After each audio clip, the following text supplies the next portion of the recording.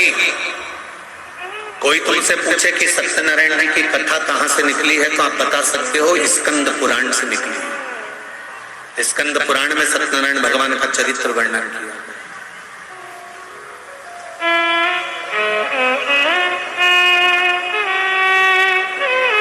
कितने लोग हैं जिनके यहाँ सत्यनारायण भगवान की कथा होती है? कभी तो हुई होगी। हुई है? चलो रखो। सत्यनारायण भगवान की कथा कौन सी है? पंडित जी जब भी कथा सुनाते हैं उसमें 5 अध्याय सुनाते हैं। बोलो। पहला अध्याय सुनाया, एक ब्राह्मण के घर पर एक लकड़हारे ने कथा सुनी। बोलो सही है कि गलत है? दूसरा अध्याय, फिर कथा सुनकर उसने कथा सुनी। फिर तीसरा अध्याय, उसने कथा सुनकर उसने कथा सुनी। फिर चौथा अध्याय, उसने कथा सुनी और उसने कथा सुनी। पर वो कथा थी कौन सी? जो सत्यनारायण जी की थी, जो सबने सुनी, पर आज तक वो 5 अध्याय में नहीं आई। तो वो कथा कौन सी थी? तो कोई तुमसे पूछे तो कह देना शंकर भगवान को जानने के लिए ब्रह्मा और विष्णु ने ढूंढना प्रारंभ करा।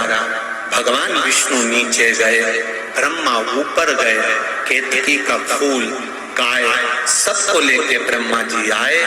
नीचे खड़े हुए भगवान विष्णु से ब्रह्मा जी ने पूछा कि तुम्हें भगवान शंकर के चरण मिले? तो भगवान विष्णु ने कह दिया कि मुझे चरण नहीं मिले। शंकर भगवान के सामने भगवान नारायण ने सत्य बोल दिया था, इसलिए उनका नाम सत्यनारायण हो गया। तब भगवान विष्णु ने जैसे ही सत्य बोला तो 33 कोटि देवताओं ने पुष्पों की वृष्टि करी, हाथ जोड़कर स्मरण करा, स्तुति करी। एक सुंदर कलश को सजाकर उस पर श्रीफल रखकर आम पत्र को लगाकर केल पत्र के साथ में भगवान विष्णु की आराधना करना प्रारंभ करी। और भगवान विष्णु की जब आराधना करी तो यही आराधना जब करना प्रारंभ करे तब उनको कदली फल मेवा का भोग लगाया, क्योंकि तुमने सत्य बोला है। सत्य बोलने वाले की पूजन संसार में होती रही है, इसलिए भगवान नारायण की उस दिन से पूजन प्रारंभ हो गई। अब कोई तुमसे पूछे कि सत्यनारायण जी की कथा कौन सी थी तो तुम बता देना कि कथा ये थी, और वो 5 अध्याय तो कथा के क्रम के। आपने जितनी बार भी सत्यनारायण जी की कथा सुनी होगी उसमें बताया होगा उन्होंने कथा करवाई तो उन्होंने कथा करवाई तो उन्होंने कथा करवाई। वो कथा कौन सी थी? वो कथा ये। अब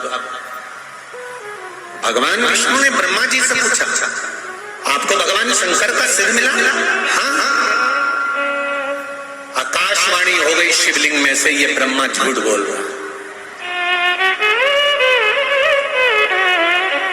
दुनिया के सारे मंदिर में, दुनिया की सारी भूमि पर, दुनिया की सारी जगह पर जाकर झूठ बोलोगे चल जाएगा, पर शंकर भगवान के सामने झूठ बोलोगे तो जिंदगी नरक जैसी निकल जाएगी।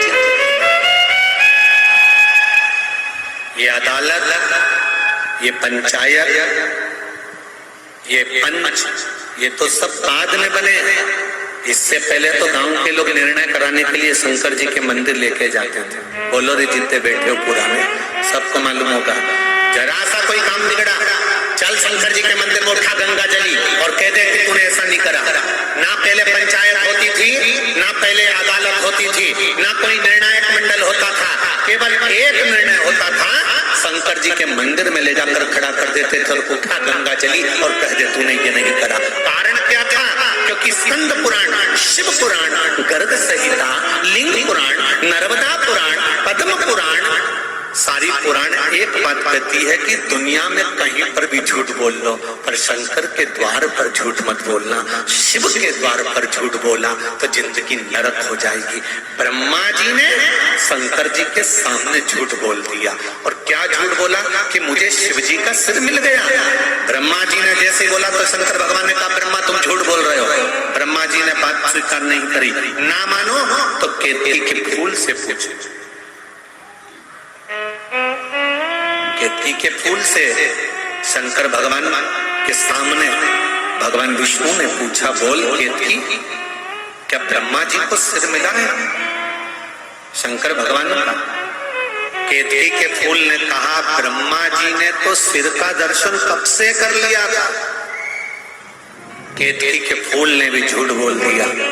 शंकर भगवान की आकाशवाणी हुई, हे केतकी के फूल, हे केतकी के पुष्प, मैं तुझे श्राप देता हूं, सारे देवताओं पर तू चढ़ेगा पर शंकर भगवान पर कभी नहीं चढ़ेगा।